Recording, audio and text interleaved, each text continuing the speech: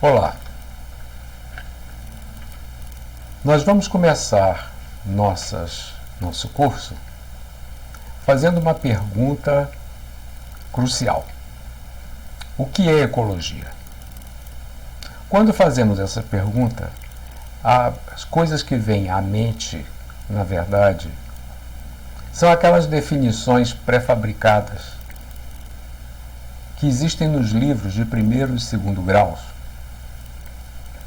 que tenta de uma forma extremamente simplista definir ecologia. Estabelecem uma análise da palavra dizendo oikos, casa, logia, estudo, estudo da casa, estudo do ambiente e fica por aí. Agora, nós estamos num processo de profissionalização. E quando falamos em profissionalização em nível superior, significa que nós precisamos buscar fundamentos que nos deem significado para nós podermos pensar a respeito daquilo que nós estamos querendo estudar. O que significa ecologia? Essa pergunta exige um aprofundamento bastante maior do que simplesmente o que é ecologia. Buscar significados significa aprofundar o conhecimento, ir atrás dos fundamentos, dos princípios gerais e fundamentos com princípios gerais, formar uma concepção a respeito daquilo que nós estamos querendo estudar. Então, precisamos pensar numa forma de entender a ecologia, compreender o que é ecologia e que é muito diferente de ambientalismo. Ambientalismo é uma derivação que utiliza determinados princípios ecológicos. É completamente diferente de ecologia, vocês vão ver isso durante esse curso. Mas, por enquanto, nós vamos procurar apenas definir. Antes de definirmos ecologia, nós vamos fazer uma pequena abstração. Vamos pensar em definir o que é realidade. O que é a realidade? Aquilo que se parece real para mim, será que se parece com a mesma realidade para outros tipos de organismos? Pensando entre nós, quando nós observamos uma determinada coisa, será que as outras pessoas observam essa mesma coisa da mesma forma que nós percebemos? E quando nós observamos, existem outras coisas envolvidas nas nossas observações, que são as nossas emoções. As nossas emoções são completamente diferentes entre todos nós. A emoção que cada um sente quando observa alguma coisa é completamente diferente entre todas as pessoas. Porque as emoções estão influenciadas por uma série de contextos em que a pessoa está inserida. Como ela foi criada, qual é a filosofia de vida, como ela se relaciona com as pessoas, qual é o seu grau de sensibilidade. Tudo isso interfere na forma como se observa determinada coisa. Mas vamos deixar essa questão da emoção de lado e vamos pensar de uma forma mais simples.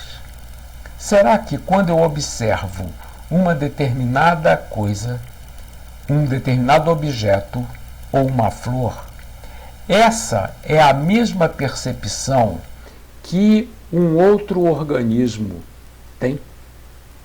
Quando eu observo uma flor, será que essa flor é observada da mesma forma por uma abelha?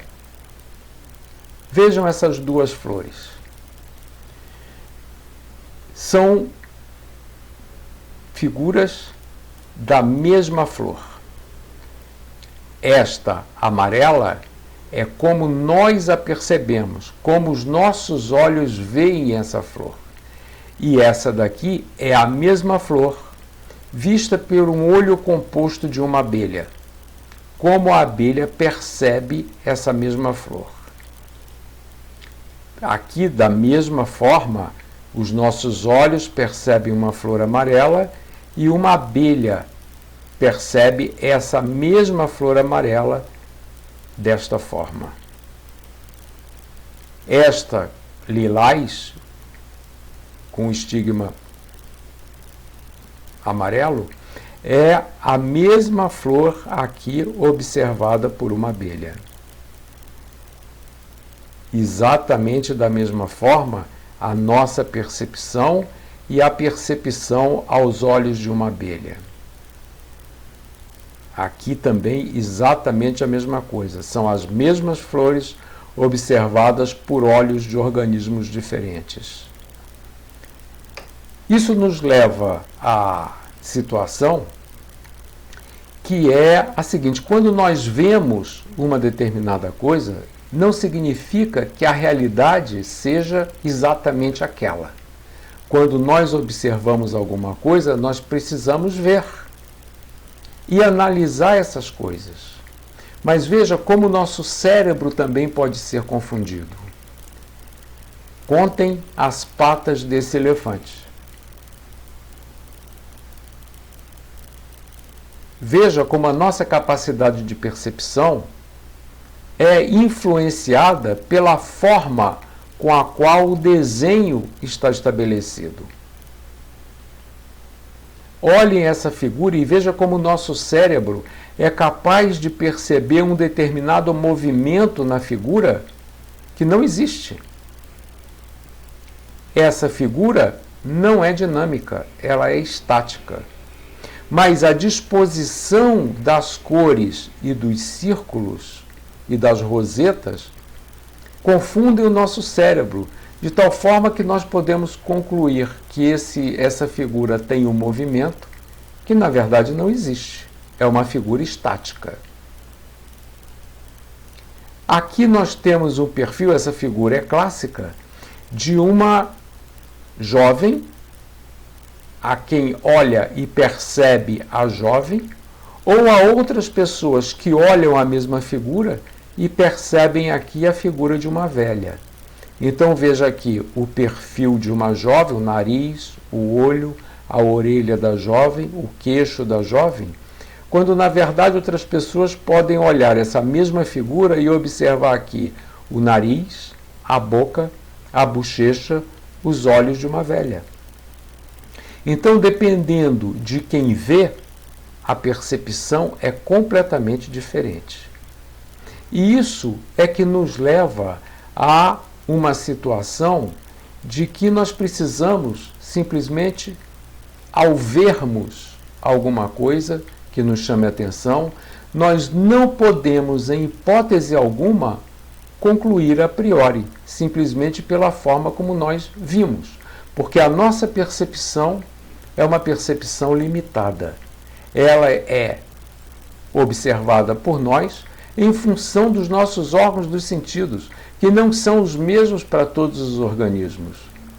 Os outros organismos, não percebem aquelas mesmas coisas da forma como nós percebemos.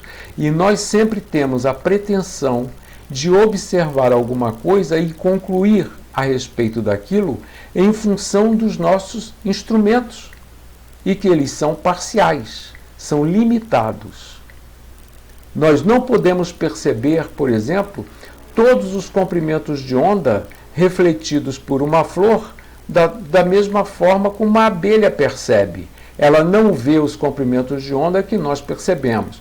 Então, a realidade para determinados tipos de organismo é completamente diferente da realidade que se nos apresenta como tal. Então, nós não podemos concluir. Isso que aqui está é uma situação fundamental para o comportamento científico. Então, nós precisamos hipotetizar e criar perguntas que precisam ser respondidas em função daquilo que nós vemos.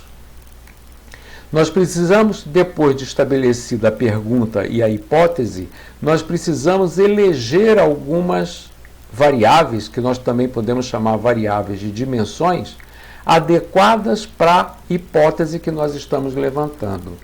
Por exemplo, se nós temos uma mortandade de peixe num lago, queremos procurar as causas. A gente não pode chegar de imediato e dizer que houve uma poluição e que a poluição matou aqueles peixes. Nós precisamos perguntar o que aconteceu nesse lago. Será que foi temperatura? Será que foi o derramamento de alguma coisa? Será que foi um derramamento de esgoto? Será que foi um derramamento químico? E aí nós vamos utilizar variáveis para testarmos a hipótese que nós estamos fazendo para responder àquilo que nós simplesmente vimos. Então nós vimos, não vamos concluir, vamos elaborar perguntas e vamos eleger variáveis adequadas para fazer uma análise. Então, de posse dessas medidas, das variáveis que nós elegemos, nós vamos analisar essas dimensões, vamos refletir com os resultados que podemos obter dessas análises, sob a luz de um conhecimento que nós acumulamos para podermos levantar essas dimensões, analisar e concluir. Mas, embora nós consigamos estabelecer uma conclusão a respeito desse fenômeno que nós vimos, utilizando as variáveis e as análises que analisaram essas variáveis, o comportamento dessas variáveis, nós concluímos, mas nunca se esqueçam de que nós levantamos algumas dimensões. Nós nunca somos capazes de utilizarmos todas as dimensões que submetem um determinado fenômeno. Elas são inúmeras.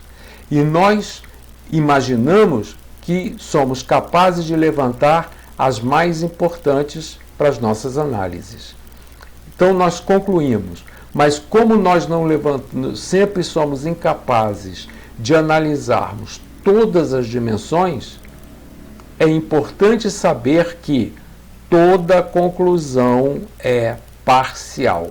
Então sempre existe uma margem de erro que pode jogar por terra a nossa conclusão. Nossa conclusão é parcial porque utilizamos algumas dimensões para analisar aquele fenômeno que nós vimos. Então, toda conclusão é parcial e podemos estar completamente errados em função daquilo que nós concluímos.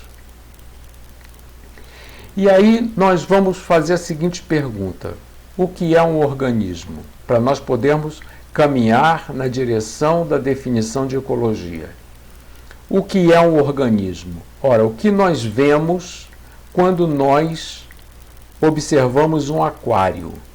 Nós vemos algum corpo físico com ar, água e sedimento dentro, isolado do resto do ambiente. Então nós temos aqui uma delimitação que vai segurar uma certa quantidade de ar, uma certa quantidade de água e uma certa quantidade de sedimento. O que é importante nesse momento é que existe uma delimitação que vai estabelecer dentro desses limites uma certa relação entre os organismos que estão aqui dentro.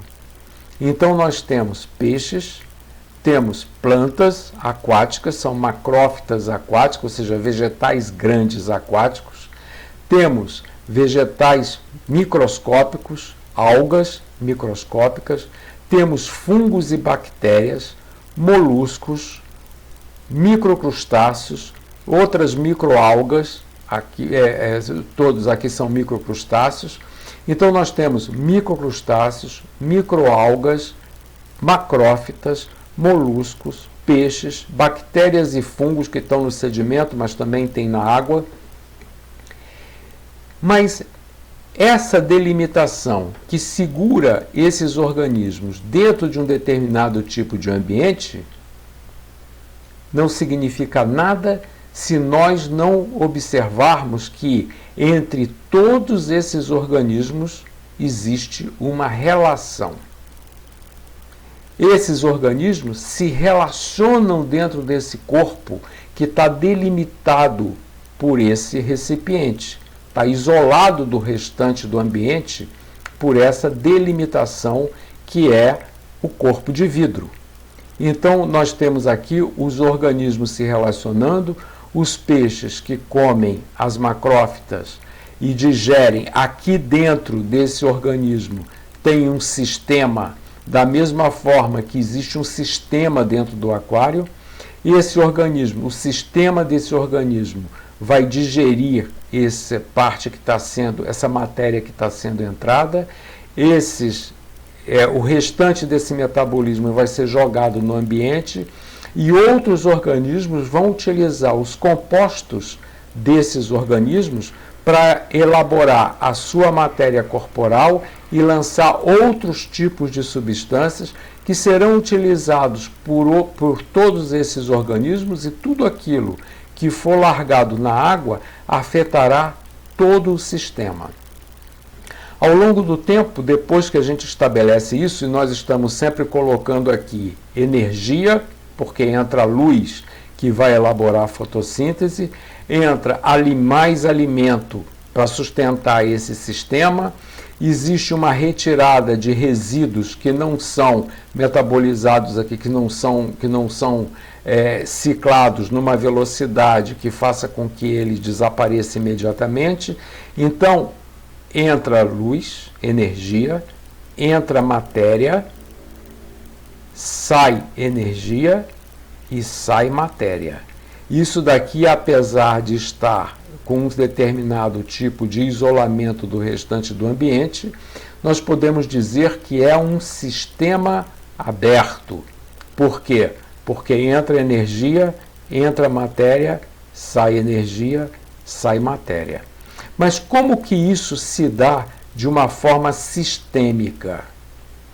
Isso acontece porque dentro desse aquário existe o ciclo do nitrogênio, o ciclo do oxigênio, o ciclo do cálcio, interferência da temperatura, condutividade, pH, ciclo do carbono, e tudo isso acontece dentro do aquário para que esse sistema se estabeleça em movimento contínuo. O aquário é um sistema que está aqui em equilíbrio dinâmico. É importante essa concepção. Equilíbrio dinâmico é o equilíbrio de movimento.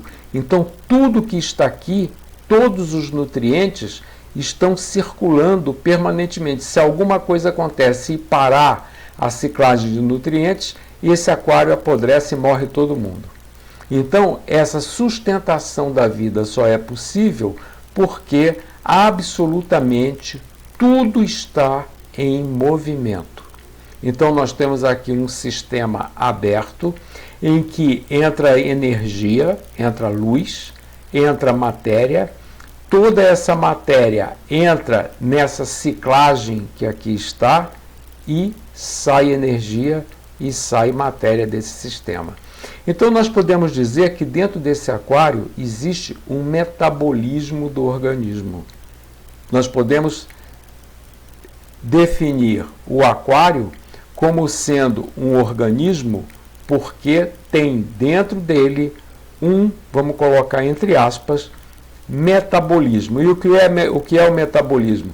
É aquilo que faz absolutamente todos os nutrientes se movimentarem, mantendo todo o sistema orgânico vivo durante um determinado tempo. Se nós observarmos um terrário selado, ou seja, aqui é uma tampa hermética, está completamente fechado, não entra matéria, não sai matéria, mas entra energia, entra luz. Então nós fechamos isso, colocamos uma certa quantidade de água, um substrato, nós temos aqui organismos vivos e aqui dentro precisa existir uma determinada condição para que esses organismos permaneçam vivos ao longo do tempo. Evidentemente que o que vai acontecer aqui, veja que nós estamos completamente selados. Não entra matéria, só entra energia solar.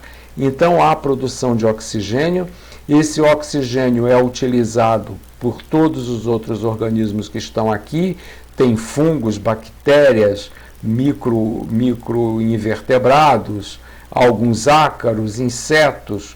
Eles existem aqui dentro de uma forma dinâmica, da mesma forma que no aquário. A diferença, não entra matéria. Quando não entra matéria e entra apenas energia e sai energia, nós temos um sistema semi-aberto. Então esse terrário, por estar selado, não entra ar, não entra gases, não entra absolutamente nada, tudo é produzido e consumido aqui dentro. Esse sistema vai evoluir. Essa é outra condição importante que as definições a respeito de ecologia não contemplam. É que todo o processo evolutivo ele está submetido à lei da evolução. Existe um procedimento aqui dentro que vai levar esses organismos a se modificarem e apresentarem uma alteração na composição aqui dentro em função daquilo que entrou antes de nós selarmos esse ambiente. Então, aqui existe uma relação com todas as ciclagens pertinentes para que mantenham esses organismos existindo ao longo do tempo em um processo evolutivo contínuo. Então, veja que nós temos temperatura, pH, oxigênio, o ciclo do nitrogênio, o ciclo do fósforo, o ciclo do carbono, tudo acontecendo aqui dentro, umidade, tudo acontecendo aqui dentro de forma dinâmica. Mas se nós pegarmos um organismo vivo, como no caso de um peixe, e formos atrás da sua constituição, nós vamos ver que um peixe ele é um organismo, ele está delimitado pela pele, pelas escamas e com um sistema separado do meio externo. Cada órgão exerce uma determinada função que vai processar a matéria que entra, o seu metabolismo vai construir absolutamente tudo que é necessário para que ele sobreviva ao longo do tempo e vai eliminar essa parte dessa matéria de uma forma processada e uma matéria completamente diferente daquela matéria que entrou pela boca. Quando nós temos esse sistema ele é autogerido, ou seja, todo o sistema de funcionamento do corpo estabelece e vai gerir e vai gerar tudo aquilo que é necessário para que esse indivíduo se perpetue ao longo do tempo. Vamos imaginar o seguinte, vamos pensar em nós.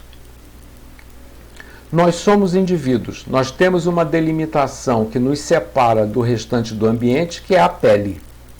Nós estamos contidos por um órgão de revestimento, que é a nossa pele. Essa pele isola o nosso sistema orgânico do restante do ambiente externo. Então, nós processamos absolutamente tudo que nós precisamos dentro do nosso corpo, sem a interferência do meio externo. E isso tudo está em equilíbrio, nós não sentimos as partes do nosso corpo, a não ser que exista uma certa alteração na homeostase do sistema. Por exemplo, se eu der uma pancada com o dedinho do pé, eu vou sentir que ele existe, porque houve uma alteração no sistema que me fez percebê-lo de uma forma diferente dos outros dedos. Se eu, por acaso, provoco um determinado ferimento na pele, todo o meu sistema vai conspirar para que aquela alteração regrida e volte tudo ao sistema homeostático. Quando eu faço um ferimento na pele, Imediatamente, os vasos sanguíneos daquela região se dilatam, expandem. Ao se dilatarem, abrem espaços por onde elementos da corrente sanguínea vão sair para o tecido, vão proteger o meu corpo de invasões de organismos externos. O sangue vai fluir e vai promover um trombo. Há todo um sistema de interação de vários fatores que vão promover a coagulação do sangue naquele ponto, vão formar um trombo. Esse trombo vai secar e vai proteger esse ferimento do meio externo. As células aí vão acelerar, e só nesse local, vão acelerar o processo de reprodução, vão recompor esse tecido, vão estabelecer uma cicatriz que ao longo do tempo vai sumir e o ambiente voltou completamente ao sistema de equilíbrio que existia antes. Eu precisei interferir nesse sistema? Não. O organismo reagiu sozinho. Independentemente da minha interferência, houve toda uma reação orgânica que estabelece o retorno ao equilíbrio na forma como ele existia antes. A isso se dá o nome de autopoiese. Autopoiese é um processo que permite ao organismo gerir e gerar tudo aquilo que ele precisa para sua perpetuação ao longo do tempo. A autopoiese acontece de forma completamente independente da nossa vontade. É um sistema automático de gerir absolutamente todo o sistema. É um sistema de inteligência interna que todos os organismos têm e que comanda todos os processos orgânicos existentes no seu interior, nessa cápsula isolada do meio externo, que é possível porque existe esse isolamento nos organismos vivos da pele. No aquário, o esquema de vidro, né? O recipiente de vidro.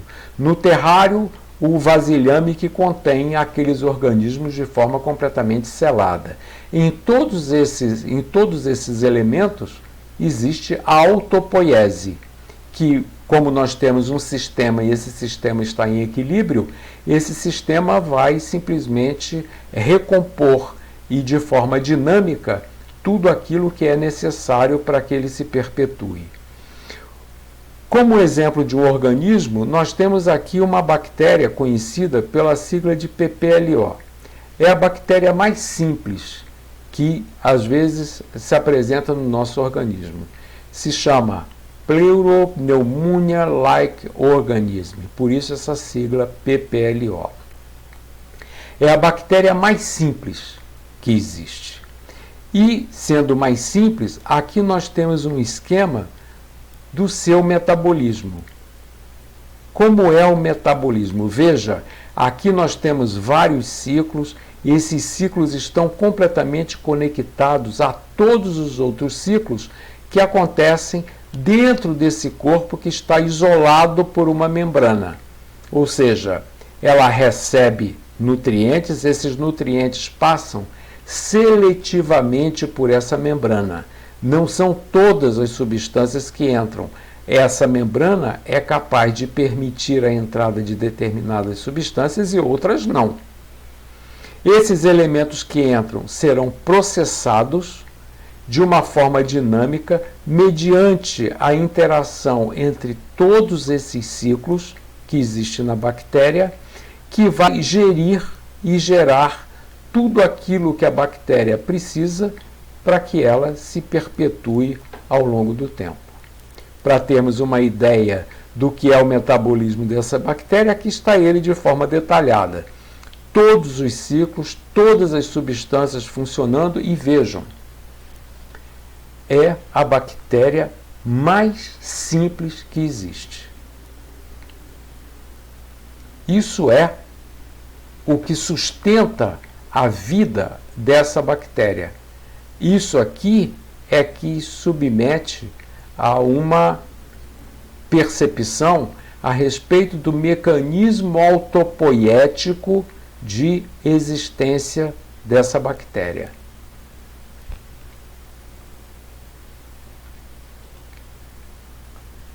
E aí nós vamos voltar à situação da ecologia, quando nós definimos as nossas entidades biológicas. Então veja só, nós definimos o que é organismo. É uma entidade biológica. E como entidade biológica, ela só existe porque tem determinados tipos de propriedades. São propriedades que caracterizam o indivíduo. Então, quando nós vemos indivíduo passando de indivíduos para populações, populações são também entidades biológicas.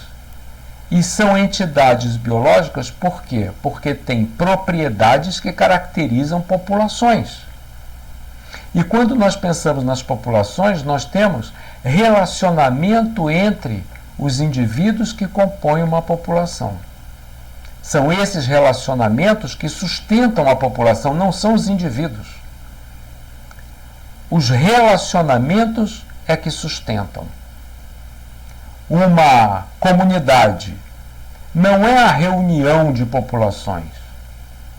Uma comunidade é uma relação entre populações que exaltam algumas propriedades que podem caracterizar a comunidade como tal. A comunidade só existe porque existem propriedades que são características de comunidades que não são características das populações individualmente. E quando nós falamos de ecossistemas, nós estamos simplesmente vendo isso que aí está. Ecossistema nada mais é do que um relacionamento entre absolutamente todas as partes de um sistema interagindo com as variáveis ambientais. Então, quando nós procuramos definir ecologia, nós não podemos nos prender a simplesmente as coisas de forma unitária. Quer ver um exemplo extraordinário? Dado por um grande autor de livro de ecologia, o que é uma bicicleta. Nós podemos pensar numa bicicleta como sendo um objeto, bicicleta. A bicicleta tem pedal, tem cremalheira, tem corrente, tem cilim, tem rodas, pneus, raios, guidão, enfim, cubos, óleo, lubrificantes. Isso tudo faz parte de uma composição da bicicleta. Isso define a bicicleta? Não. Isso define apenas uma reunião de partes de alguma coisa em um determinado tipo de objeto. A bicicleta só é bicicleta quando ela exerce função de bicicleta. Então todas essas partes estão conectadas e quando nós começamos a acionar o pedal, todo o sistema entra em funcionamento. Por quê? Porque houve um aporte de energia. E é esse funcionamento que vai executar uma determinada função. Isso define bicicleta? Pode definir, de uma forma holística.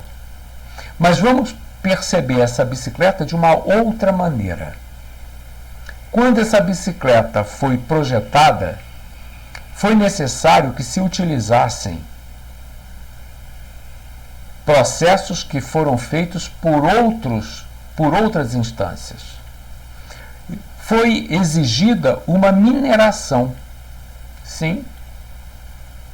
Todo um processo de mineração entrou no sistema, que foi extrair minério, do minério extrair o metal.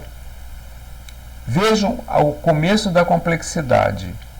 Quantas e quantas pessoas que têm atrás de si as suas famílias, os seus contextos de cidadão, estão envolvidos na extração do minério. Então vão vendo o tamanho do sistema envolvido na bicicleta. Esse minério é processado, o metal é derretido, desse derretimento são feitos tubos, e esses tubos vão para a usinagem, vão para outro tipo de sistema que envolvem outros tipos de famílias, outros tipos de instrumentos, outros tipos de estrutura que vão usinar esses tubos. Esses tubos vão ser soldados e vão receber em outras instâncias outros elementos como pneus, graxas, pinos, enfim, parafusos, uma série de outros insumos que vêm de outros sistemas relacionados nesse processo de produção. Aí vai para a montagem da bicicleta, essa bicicleta é montada e vai executar a sua função. Acabou a bicicleta? Não, não acabou a bicicleta. Porque daqui a pouco algumas matérias dessa bicicleta precisarão ser trocadas. Então nós vamos trocar a corrente, trocar o pneu, trocar um aro, desamassar, pintar, refazer parte dessas bicicletas, regular, trocar polias. E todas essas matérias que estão sendo trocadas, elas estão indo para outro tipo de sistemas. Vão ser derretidos, vão ser reaproveitados, vão ser utilizados em outros tipos de processos que não são mais a bicicleta. Chega um momento que essa bicicleta é colocada de lado, ficou velha, não tem mais como trocar peças. Ela vai ser completamente desmontada, vai ser jogada num processo de reciclagem e vai ser totalmente desmontada e reabilitadas as suas partes em outros tipos de processos que vão fazer todo esse sistema mostrar o seu movimento. Então a bicicleta, tal como nós a temos em mãos, ela é apenas uma parte de um processo. Assim é o pensamento ecológico. Pensando numa empresa.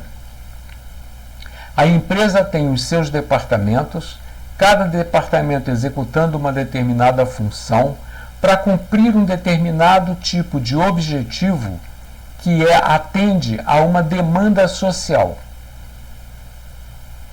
Entra matéria-prima, essa matéria-prima é processada, e esse processamento gera resíduos, e esses resíduos serão colocados em determinado tipo de utilização por outras instâncias, e aquilo que é produzido de acordo com a demanda da sociedade é entregue à sociedade, que vai utilizar e vai processar e vai continuar esse processamento de forma cíclica. Mas esses departamentos da empresa não são estáticos. Existem pessoas se movimentando, saindo de um departamento, entrando em outro, levando determinados tipos de instruções, modificando formas de processamento. Tem um metabolismo interno dentro dessa empresa. Mas a sociedade evolui e, evidentemente, que a demanda vai se modificar e essa empresa vai se modificar. Então existe um processo evolutivo subordinando absolutamente tudo. Da mesma forma que nós temos aqui esse metabolismo funcionando, ele nunca funciona exatamente da mesma forma. Ele vai se modificando ao longo do tempo e esse organismo, de alguma forma, vai evoluir. Pensando no nosso sistema, quando nós nascemos com um determinado tipo de composição corporal, que não é o mesmo sistema que nós temos hoje. Todo o nosso sistema orgânico se modificou em função de tudo aquilo que nós fazemos, do nosso modo de vida, do nosso modo de pensar, do nosso modo de perceber as coisas, de nós sentirmos as coisas. Tudo isso modifica a nossa situação orgânica, de tal forma que cada um tem uma composição orgânica completamente diferente do outro. Somos pessoas, mas somos pessoas completamente diferentes, psíquica, biologicamente. E nós evoluímos, nós modificamos o nosso corpo a todo momento. É importante perceber que ao longo de nossas vidas, a cada 7 anos de vida, nós trocamos absolutamente todas as substâncias do nosso corpo. Nós temos um corpo novo a cada 7 anos, um fígado novo a cada 6 meses, para vocês terem uma ideia. Tal é a dinâmica do funcionamento do nosso corpo, tal é a dinâmica do nosso metabolismo, tal é o movimento que nós temos dentro do nosso corpo. Cada substância presente em um determinado órgão, amanhã pode estar em outro órgão completamente diferente. Ou a proteína existente numa célula do fígado, amanhã pode ser essa proteína estar decomposta e os seus elementos estarem presentes em quaisquer outras partes do nosso corpo, e quem define isso é a autopoiese do nosso corpo. Onde for necessário, essas substâncias estarão, e é isso que nos mantém vivos. Então, quando nós pensamos em ecologia, ecologia é movimento. Ecologia é interação entre absolutamente todos os ciclos. E por falar em interação, é importante ressaltar que nós dependemos uns dos outros em absolutamente tudo. E quem nos deu atualmente um grande exemplo foi esse coronavírus. Veja, ele surgiu numa cidade do interior da China. E a forma de transmissão desse vírus é contato físico. Quando se estabeleceu uma pandemia com esse coronavírus, ficou evidente que todos nós estamos conectados fisicamente. Porque é o falar perto, é o tocar, o abraçar, o tocar um no outro de alguma forma, que estabelece a forma de transmissão desse vírus. Então, todos nós estamos conectados. E nós estamos conectados com absolutamente tudo. Todos os organismos. De uma forma complexa. E quanto mais complexo for o organismo, mais estável ele é. Então, quando nós pensamos no ecossistema como o ecossistema da Amazônia, onde existe ali dentro todas essas interrelações entre todos os ciclos, de uma forma extremamente complexa, talvez a forma de complexidade maior existente na superfície da Terra, nós podemos ver que ela é estável desde que nós não a destruamos. Se não houver interferência nenhuma, esse processo na floresta amazônica é um processo de permanente evolução estável. O que é estável é o movimento evolutivo. Não são os organismos. Espécies novas surgem, algumas outras espécies desaparecem de forma natural, de acordo com a autopoiese do sistema ecológico. Da mesma forma que nós eliminamos determinadas substâncias, ou uma empresa elimina um determinado departamento e cria outro, no ecossistema acontece exatamente a mesma coisa. Mas o que mantém o sistema vivo é o movimento que não pode sofrer determinados tipos de interferências destrutivas desse sistema. Porque se a perturbação for muito grande, o sistema, no mínimo, vai demorar muito tempo para que esse sistema autopoético consiga recompor. Mas chega um momento crítico que a destruição é de tal sorte que essa autopoiese é anulada e o sistema entra em deterioração. Mas pensando ainda no sistema como organismo, nós vamos imaginar, extrapolar esse nosso pensamento para o planeta Terra. O planeta, ele está isolado por uma atmosfera do restante do universo e no seu interior existe todo um sistema dinâmico que faz com que esse planeta se mantenha assim ao longo do tempo de forma evolutiva. Que evolução? A evolução da complexidade no planeta. É esse processo evolutivo que mantém a vida sobre o planeta. E é essa vida que precisa seguir ao longo do tempo. Então nós vamos pensar no planeta como um superorganismo. Por que superorganismo? Porque não existem outros organismos aliados a ele no universo, embora a vida nesse planeta, o metabolismo desse planeta, metabolismo entre aspas, dependa de uma fonte energética que vem do universo.